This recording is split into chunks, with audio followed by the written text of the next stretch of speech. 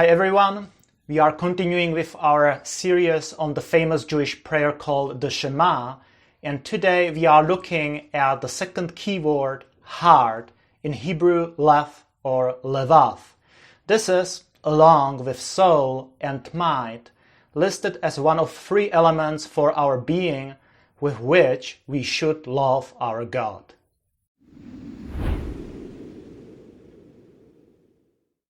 Welcome to our next video about a topic related to the famous Jewish prayer called the Shema. If you haven't watched our introductory video about the prayer yet, I highly recommend you do so. In this series, we are focusing only on the first two verses of the first section of the Shema, so let's refresh our memory and quickly read those verses. Starting from Deuteronomy 6:4. Hear, O Israel, the Lord our God, the Lord is one. You shall love the Lord your God with all your heart, with all your soul, and with all your might. In Hebrew, Shema Yisrael, Adonai Eloheinu, Adonai Echad, Va'ahavta et Adonai Eloheicha, B'chol levavcha, Uv'chol nefeshcha, Uv'chol meodecha. So in these two verses, we are gradually going through four key terms. Listen in Hebrew Shema, heart in Hebrew lev or levav, soul in Hebrew nefesh, and mind in Hebrew meod. Today we are focusing on the second one, the Hebrew term lev or levav, translated as heart in our text. So let's explore this term in more detail. If you ask an average person on the street what kind of things they would associate with human heart, I'm pretty sure you would get two answers. The heart is the organ associated most clearly with physical life. When the heart beats, we live. When it stops, we die. The heart is also associated with emotions. That's why a heart is a symbol of love. Yet the Bible sees things differently, or at least more broadly. But before we dive into the examples and explore the range of meaning of the word heart in the Bible, let's have a look at how the Bible sees the state of human heart. The prophet Jeremiah sees things clearly, and it is not a pleasant view. When Jeremiah describes the state of things, the human heart is described as broken beyond the point of repair. In Jeremiah 17:9 we read, "The heart," in Hebrew halev, "the heart is deceitful above all things and desperately sick. Who can understand it?" The implied answer is clear. No human can understand it. No one can understand his or her own heart, not to mention the hearts of other people. So with that description of the current state of things, let's turn our attention to what Bible really means when it speaks about the heart. We will soon find that given how broadly the Bible understands the heart, and given its broken state as described by Jeremiah, things are much more serious than we would think.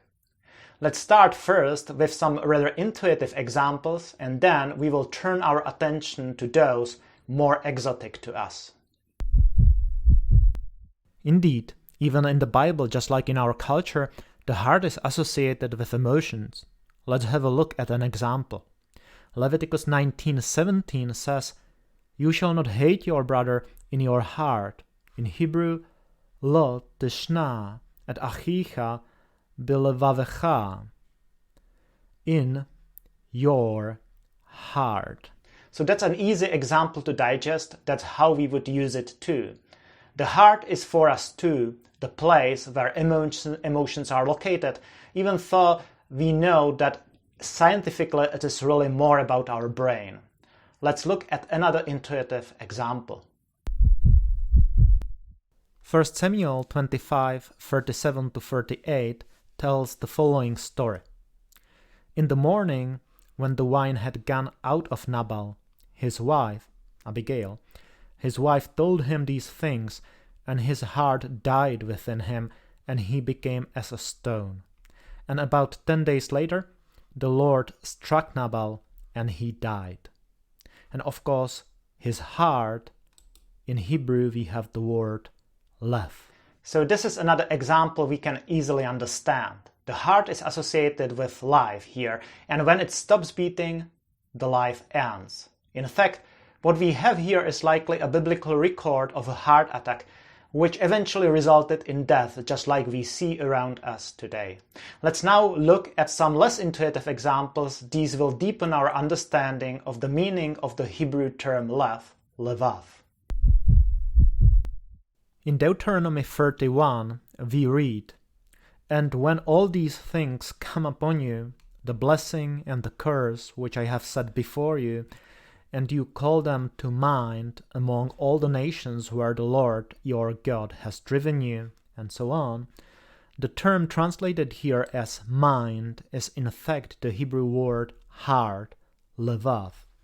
Similarly, in Jeremiah chapter 51, verse 50, we read, "You who have escaped from the sword, go, do not stand still. Remember the Lord from far away, and let Jerusalem come into your mind." Again, the term mind is translation of the Hebrew word heart. So in these two examples, the heart is associated with memory, with remembering, recollecting things. Something that we typically associate with our mind or brain, if you like. And there is more. The heart is, for example, also associated with planning. So King David plans in his heart that he is going to build the temple, and when Nathan comes to him, he tells him to go and do what he is planning, to do what is in his heart. The plan is in his heart. Let's have a look at yet another example. Proverbs 2, first part of verse 10 says, "For wisdom will come into your heart." In Hebrew, ki tavo chachma v'libecha, into your heart, v'libecha.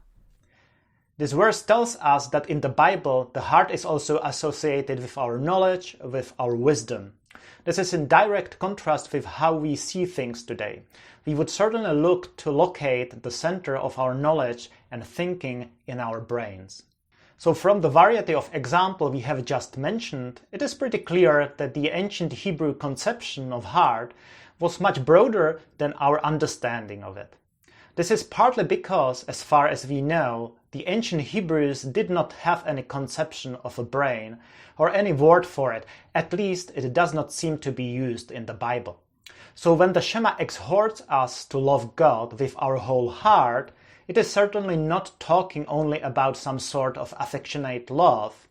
It does talk about our feelings, of course, but it also talks about our thoughts, our memories, our plans, as well as our physical life, our faculties to reason, our wisdom, our thinking.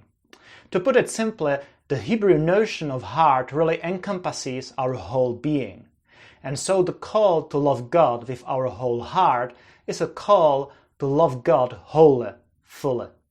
Proverbs 14:23 summarizes it nicely. I especially like the way NIV translation renders it. "Above all else, guard your heart, for everything you do flows from it." This enables us to more fully appreciate the major scope of the promise of renewal of our hearts as put forth by Ezekiel in 36:26 and as fulfilled in Jesus Christ. "Moreover, I will give you a new heart and put a new spirit within you, and I will remove the heart of stone from your flesh and give you a heart of flesh."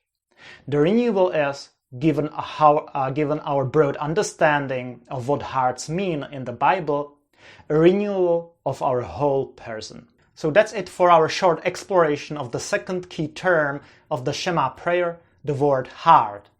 Be sure to check the other videos on the topic, the introduction into the Shema prayer, the exploration of the term here, listen, and the video on the soul, nefesh.